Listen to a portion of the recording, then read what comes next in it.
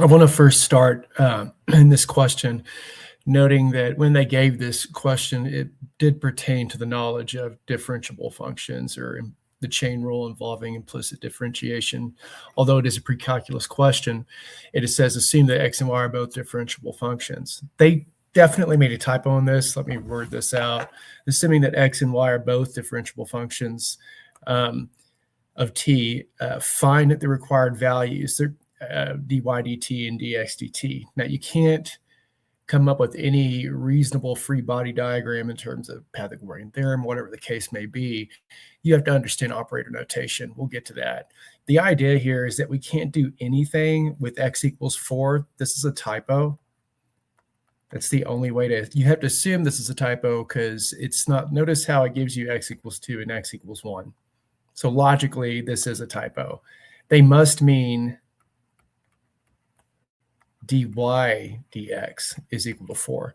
So that really solves half the problem right there. I saw on the post that somebody was saying that it can't be done. It can be done. You just have to see that they made a typo right here. They meant dy dx, not x equals 4.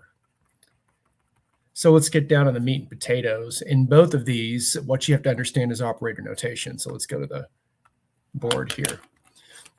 Because of limited time, I kind of post everything out. But what you have to do, the only way to solve this again is if dy dx is equal to 4, since it's purely about rates. So write your function out in operator notation. That's your first step. Then calculate your implicit derivative using the chain rule. Solve for any unknown variables. So in this situation, what we have is operator notation. What I like to do is, you can do it 2 different ways. You can use prime notation, or you can use dt notation. Remember, if you're taking the derivative of the outer and inner functions, you have to use the chain rule.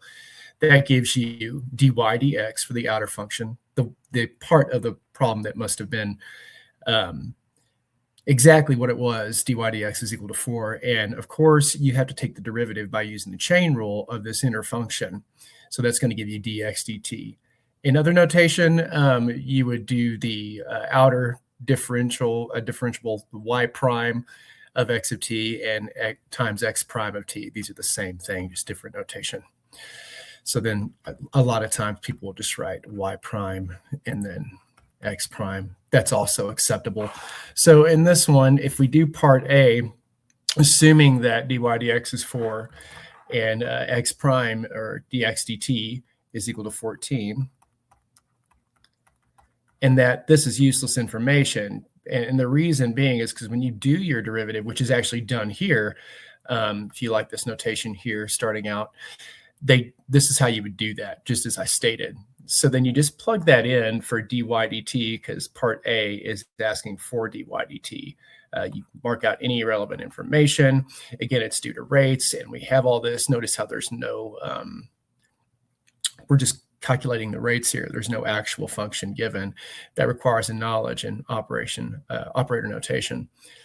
It's irrelevant that x is equal to 2. We're going to plug that value in for 4 dy dx and x prime, or respectively dx dt, giving us 4 times 14, which is 56. That answers part A. So dy dt is equal to 56. Now in the second one, part B, you're going to use the same, start out with the same calculation for your derivative using your implicit differentiation here, or your rate differentiation, however you want to see that, using the chain rule. So I'll just note that uses chain rule. Same thing. We already did that calculation. We're going to use the same thing for part B. The only thing in this part of the problem is that they give you dy dt is equal to -8, not dx dt. So we have to resolve this for dx dt respectfully. So let's first do that. Starting this out, we have this problem, and we just really multiply through by dt dx, the reciprocal, and of course we're going to get, the reciprocal dx dy on both sides of this equation, and we're going to get dx dt is equal to dx dy times, of course, dy dt, what was given. Of course, since dx dy is the reciprocal and dy dx was 4, that's going to be 1/4 times a -8. plugging all that in, dx dt is going to give you -2. So I hope this helps correct the issue in this problem. Y'all have a good one.